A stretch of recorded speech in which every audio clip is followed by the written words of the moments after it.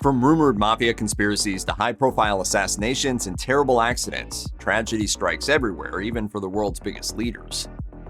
Benazir Bhutto was the first female prime minister of Pakistan. She rose to power in 1988 after the end of General Zia al-Haq's military regime.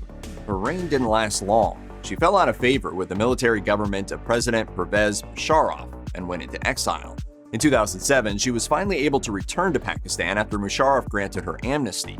Upon Bhutto's return, it became clear that not everyone in the country's power structure wanted her back. In October 2007, a suicide bomber blew himself up, missing her but killing over 150 people. But then in December, another suicide bomber shot her twice and detonated himself near her motorcade as she was leaving an election rally, killing more than 20 people altogether. Bhutto's death triggered mourning, protests, and rioting in Pakistan. There was speculation that government insiders orchestrated the plots, while Pakistan's Inter-Services Intelligence blamed Osama bin Laden. Considering the enemies Bhutto had in her home country, an assassination by government elements in cooperation with militants is perfectly plausible. President John F. Kennedy's charm, wealth, Harvard degree, and war hero status all lent a fairy tale air to his time in the White House. He exuded optimism through his commitment to peace, promotion of intellectual life, and dedication to space exploration. But the dream ended on November 22, 1963, when he was killed during a campaign stop in Dallas. Lee Harvey Oswald was arrested for the assassination, but he was soon killed himself by a nightclub owner named Jack Ruby. According to the subsequent Warren Commission, it was determined that Oswald acted alone. But the House Select Committee on Assassinations concluded in 1978 that Kennedy had been hit by at least 2 gunmen, suggesting that the event was a conspiracy. Oswald's record as a CIA asset also fueled suspicion. In 1971, conspiracy advocates were possibly vindicated when a man named Loy Factor claimed to have been hired as a gunman along with Oswald and at least 2 others. Factor claimed that conspirators paid him to help shoot Kennedy, though he also claimed he never fired. In the decades since, Kennedy's death has continued to fuel passionate conspiracy theories. FBI tried 2 sets of tests. Not one of their sharpshooters could match Oswald's performance. Not one. The last Tsar of Russia, Nicholas II, met a particularly horrific end. He abdicated his throne during the 1917 Russian Revolution, but he was hardly a tyrant as he was devoted to his family and his people. Despite Nicholas's abdication and desire to leave Russia, the Bolsheviks decided to execute the imperial family. They marched the Tsar, his wife Alexandra, his children, and his servants into a basement and lined them up. They were then quickly killed and their bodies were dumped in shallow graves. Decades later, in 1998, after the fall of the Soviet Union, the Tsar's remains were returned to St. Petersburg, where he was given a state funeral and properly laid to rest.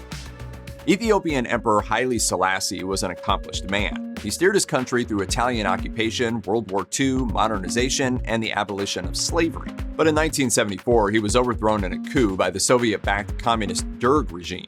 In August of the following year, he died in his sleep while in Derg custody. As it turned out, though, the world media was fed a lie by the communist regime. In 1994, Ethiopia charged a handful of former Derg officials in absentia for 2,000 murders and disappearances.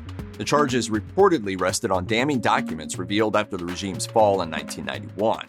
Derg leader Mengistu Haile Mariam had ordered Selassie to be strangled in his sleep, or according to some other accounts, smothered with a pillow. Either way, the emperor was in no condition to offer any resistance.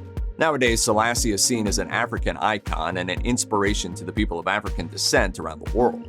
He even sent Ethiopian Orthodox missionaries to Jamaica at the request of the Rastafarians. And famed reggae singer Bob Marley was baptized into the church with the name Berhane Selassie in honor of the man he once considered the Messiah. John Paul I was elected Pope in 1978 on the heels of the controversial Pope Paul VI and the Second Vatican Council, which made a number of changes to the Catholic Church to better confront the modern world. But after only 33 days, tragedy struck as 2 nuns found the new pontiff dead in his bedroom. John Paul I reportedly suffered a heart attack, although inconsistent statements from his secretary, Bishop John Magee, led to speculation that he'd been murdered. New York City mobster Anthony Raimondi claimed in his book When the Bullet Hits the Bone that Cardinal Paul Marcinkus had personally poisoned the Pope to avoid discovery of stock fraud and corruption involving the highest levels of Vatican bureaucracy. There's something wrong with the Pope, something wrong with the Pope. Doctor comes in, Pope is dead. Regardless of the cause, John Paul I's death was tragic, not only for the brevity of his tenure, but also because he was a truly beloved figure who had dedicated his tenure as Patriarch of Venice to the service of the poor. His death cleared the way for the election of John Paul II, who played a role in the fall of communism in Eastern Europe. Former Polish President Lech Kaczynski was involved with the anti-communist Solidarity movement as an advisor during the Gdańsk shipyard strike of 1980.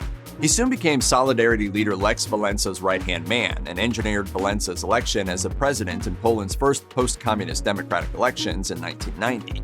Eventually, Kaczynski became president himself in 2005 as part of the conservative Nationalist Law and Justice Party. But his dedication to securing American and NATO support for Poland's security set him on a crash course with Russian President Vladimir Putin. 2010 was the 70th anniversary of the Katyn Forest Massacre, wherein the Soviet secret police liquidated Poland's elite and blamed the Nazis for it. Putin snubbed Kaczynski and invited his old political opponent Donald Tusk to a commemoration of the event. Kaczynski decided to attend a separate commemoration in the Russian city of Smolensk, but he never reached his destination. Kaczynski's plane went down in thick fog, and the tragedy was ruled an accident. But since it happened on Putin's watch, theories quickly emerged that Russia was involved in a state-level assassination. After 3 investigations, Poland concluded that Russia had tampered with the plane and covered it up by refusing to hand over the remains for investigation. The case remains unresolved and has continued to contribute to tensions between Poland and Russia in the years since. When you've got the president of a country on board and other dignitaries, the pressure on that pilot to get that airplane where it was supposed to go is incredibly high. Former Israeli Prime Minister Yitzhak Rabin famously signed the Oslo Accords with Palestinian leader Yasser Arafat in 1993 and 1995. The treaties established Palestinian self-government in the Gaza Strip and West Bank on the road to a two-state solution. But the accords were far from perfect, and extremist organizations like the Palestinian militant Islamic group Hamas rejected them. Nevertheless, they were hailed as a step in the right direction, and with Rabin at the head, Israel had a leader that Palestine might be willing to negotiate with. Sadly, though, during a 1995 peace rally, Rabin was fatally shot by Yigal Amir, a Jewish law student who opposed the concessions to the Palestinians. 1 million mourners attended Rabin's funeral in Tel Aviv, where the Israeli leader was eulogized as a soldier of peace. Numerous theories of a larger conspiracy involving complicity from Israeli government organizations have circulated in the years since. Rabin's death is even more tragic when considering what could have happened if he'd lived. He reportedly had the respect of most of the Israeli political establishment. Thus, if he hadn't been killed, his country very well could have been more united and better equipped to deal with the Palestinian crisis than it is in its divided state today. King George VI, the father of Elizabeth II, met his end in his sleep on February 6, 1952. The announcement of his passing shocked Great Britain and the rest of the world. He was only 56, and he left behind a successor in the form of his 25-year-old daughter, whom many people feared was incapable of managing the monarchy in the modern world. But George should never have been king in the first place. As an awkward prince, he lived in the shadow of his charming and handsome brother Edward, and though Edward became king in 1936, he eventually abdicated to marry American divorcee Wallis Simpson. Thus, George ascended to the throne left empty by his brother amidst an increasingly dangerous Europe on the verge of war. To make matters worse, Edward began socializing with Britain's soon-to-be enemies, such as Adolf Hitler and Benito Mussolini. After surviving the German bombing campaign known as the Blitz, Edward returned from a stay in the Caribbean and asked for George to accept his wife as part of the royal family. The entire ordeal, coupled with the stress of the war, ultimately broke George, and so the king died in his sleep, and Elizabeth reportedly blamed her uncle for cutting her father's life short with selfishness. I can read you every bit as well as you can read me. Boris Tchaikovsky became president of the small Republic of North Macedonia in 1999. The Methodist pastor-turned-politician began an anti-corruption campaign that saw numerous government officials removed from their posts. After an Albanian insurgency broke out in 2001, Tchaikovsky fought the rebels, many of whom had come from neighboring Kosovo. He also courted NATO assistance to ensure that the Albanian rebels didn't find sympathy with Macedonia's Albanians or with the Kosovar refugees that had sought shelter during their conflict with Yugoslavia. Macedonia, already an ethnically diverse state, certainly did not need a civil war. The parties ultimately agreed to the NATO-brokered Ohrid Accord, which provided Macedonia's Albanians autonomy where they were the majority.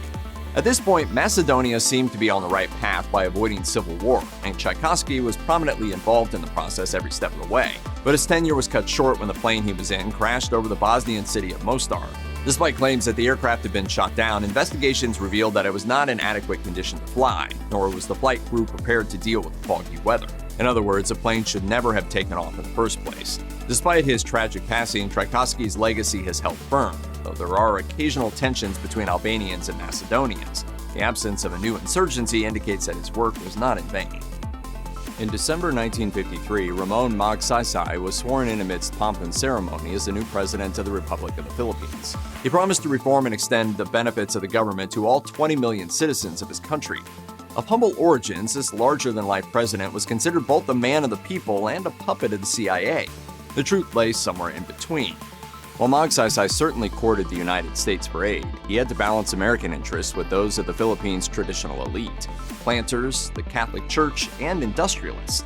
And of course, he also had to be concerned about the masses of his country. Magsaysay won the 1953 election with the backing of this broad coalition and promised to ram through land reform and break a communist-led peasant uprising.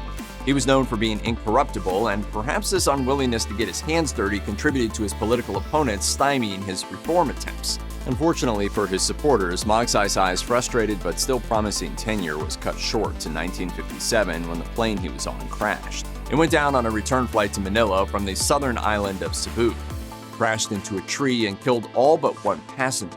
2 million people attended Magsaysay's funeral, a sign of a much-loved leader whose tenure had promised so much.